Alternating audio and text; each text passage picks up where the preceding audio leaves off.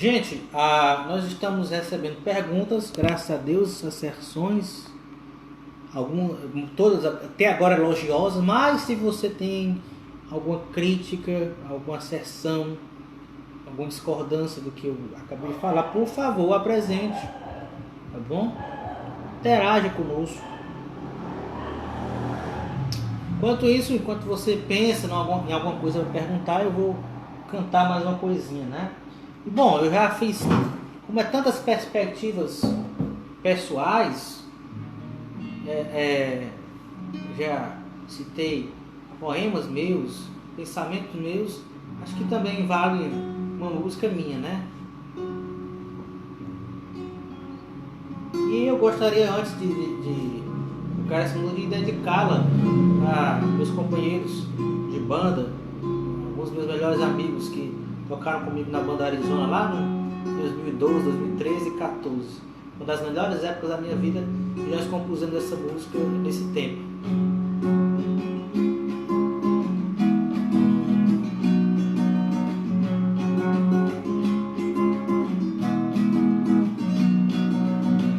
É difícil imaginar como de sonho possam desistir, se a consequência de tentar é conseguir.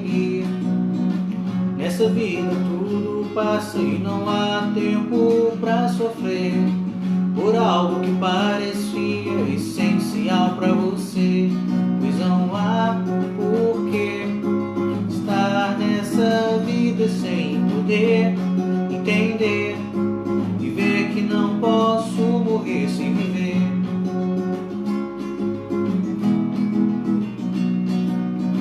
Na batalha não existe vitória sem esforço. Cada guerreiro leva uma história em seu rosto. Não desperte em você a vontade de perder. Só estamos aqui porque viemos pra vencer, pois não há porquê estar nessa vida sem poder entender e ver que não posso morrer sem viver.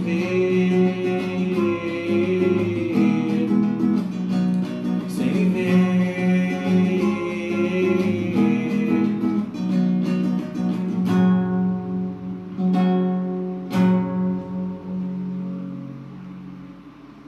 Muito bem, então, como não houve nenhuma mais pergunta, então a gente pode dar como encerrada aqui a nossa transmissão de hoje. Mais uma vez eu gostaria de ratificar que eu não tenho a intenção de criticar de forma inescrupulosa, de forma vil, ou de forma desdenhosa nenhuma denominação ou nenhuma falta de crença. Eu estou simplesmente para hoje, de maneira muito especial, apresentar um pouquinho das minhas perspectivas pessoais com relação a isso, né? Eu vejo nas redes sociais muitos jovens criticando religiões, criticando a ideia de que Deus exista, né? E a gente percebe que são jovens que têm o mesmo perfil psicológico. São jovens que, pelo menos, né, não compactuam com a grande maioria dos ditames que a sociedade hoje impõe. Sociedades que, ao meu ver, são altamente hipócritas, que não têm fundamentos e que são altamente contrários a uma moralidade que outrora era vigente no Brasil.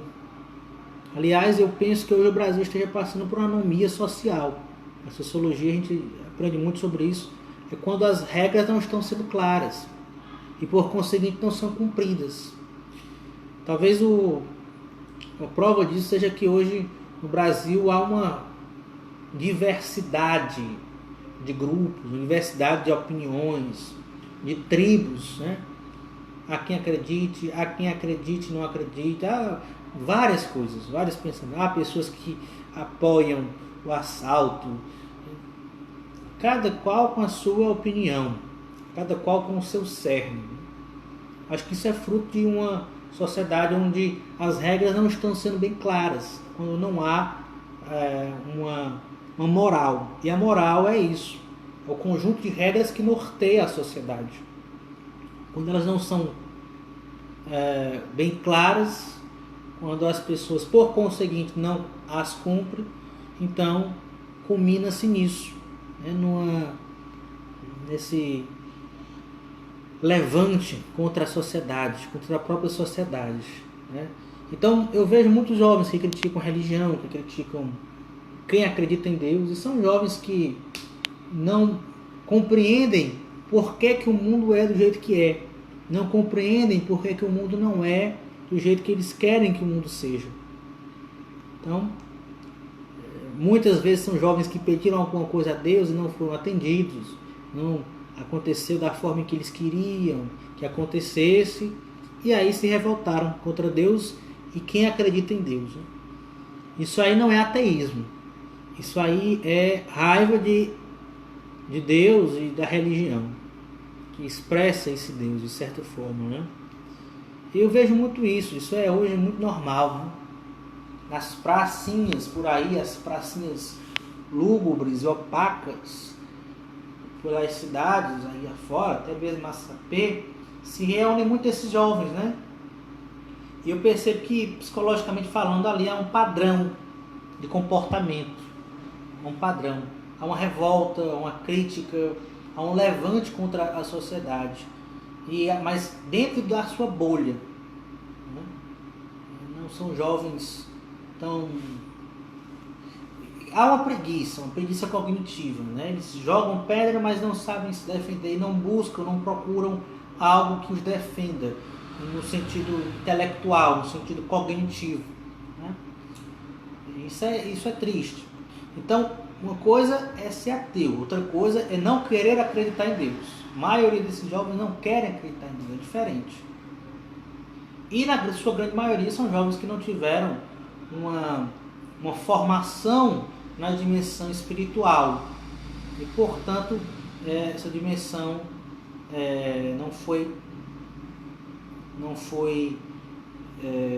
não nasceu no coração dele, essa vontade de buscar a Deus, de ser grato pelas coisas. O costume de ir às missas, a cultos, a orar, não foi suscitado no coração deles, né? Quando a gente é acostumado desde criança a ter essa constância dentro das igrejas ou numa determinada espiritualidade, é absolutamente normal que você adquira, que você, por praxis, você tenha continue essa prática, né? Continue esse afinco, porque você aprendeu desde criança. Os pais têm essa obrigação de incentivar os filhos, de ajudar os filhos, de orientar os filhos nas perspectivas pelas quais eles foram educados, ou que eles acham que seja melhor para a formação dele enquanto cidadão, enquanto indivíduo, não é? Até certa idade. Se os pais são ateus e se quiserem que os filhos sejam ateus também, então eles têm o direito, e diria que a obrigação, de incentivar os seus filhos a serem ateus, não é? Se são católicos ou protestantes, têm a obrigação de incentivar, de orientar os filhos ao serem também. E em determinada ocasião, determinada idade, ele vai ter autonomia para escolher se ele vai querer seguir com as orientações que os pais lhe passaram, ou se ele vai querer seguir, discordar dos pais.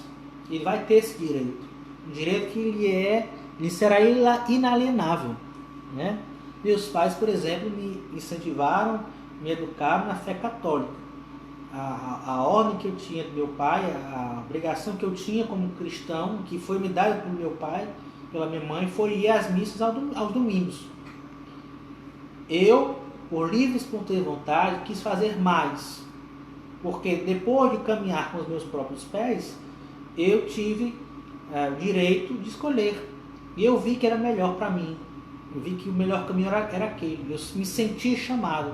Então, se eu estou hoje no seminário, não é porque meus pais pediram para que eu estivesse no seminário, me incentivaram para que eu estivesse no seminário, mas porque eu quis, né? Mas acho que se o incentivo deles não tivesse sido me dado quando eu fosse criança, a educação que eles me deram, talvez eu não tivesse tido essa vontade, né? Essa orientação. E isso acaba que desnorteia o indivíduo. Se o indivíduo não for norteado, ainda na sua fase pueril, pelos pais ou pelos educadores, ele vai ficar desnorteado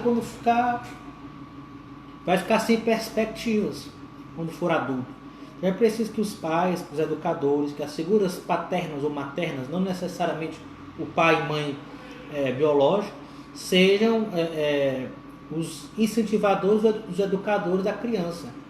Mas é preciso que todos nós dependemos desses educadores, esses formadores, seja pai ou mãe, biológicos ou não, seja tio, tia, avô, avó, figura paterna ou materna.